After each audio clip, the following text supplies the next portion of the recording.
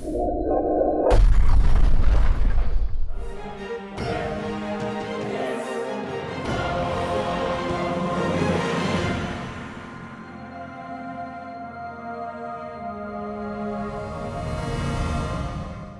Obsidian Entertainment collected over $4 million on Kickstarter in 2012, we knew that something huge was coming. In March 2015 we got Pillars of Eternity, and with the first part of the expansion, The White March, already released, let's take a look at one of the most important RPGs of this year. It's time for a trip to Durwood. You'd better explain yourself.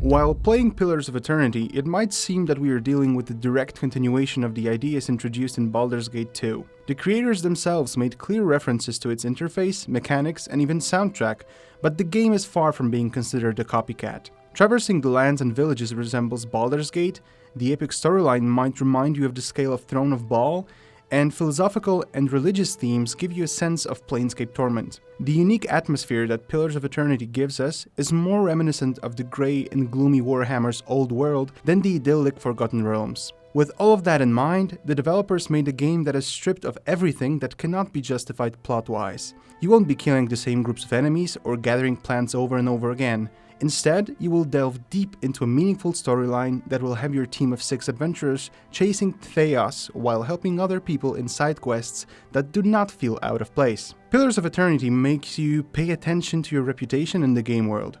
Completing tasks is one thing, but participating in conversations and making decisions leads to new dialogue options as well.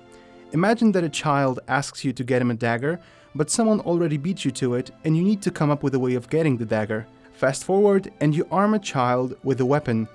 Think about it for a second, and think about what you will say to his terrified father when you meet him later in the game. Pillars of Eternity is an old school RPG with a beautiful design and interesting modifications of classic mechanics. Obsidian introduced health regeneration outside combat that is dependent on your endurance.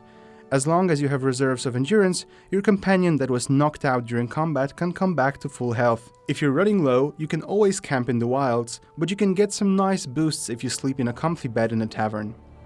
There was a time when the White March was the envy of empires.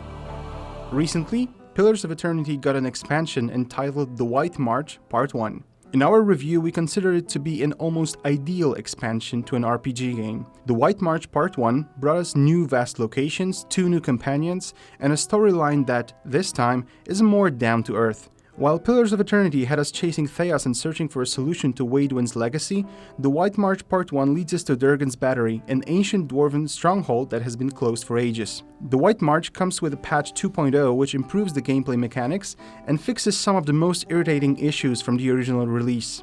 As was the case with the original game, there are no redundant quests here. They all serve as means of presenting the story of the region or characteristics of the people that live in these lands.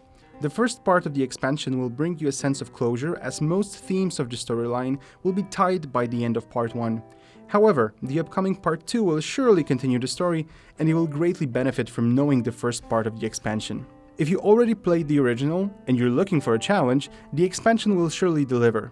Lifting the level cap by 2 levels makes a huge difference, especially when you think of new types of monsters and packs of dangerous mercenaries walking around these lands. And a dragon. The third one in the game. You think you're up for the challenge? If you like old school RPGs, be sure to check out Pillars of Eternity. While having a huge competition to the title of the RPG of the year, we still consider it to be a strong pretender. Thank you for listening and see you in the next one.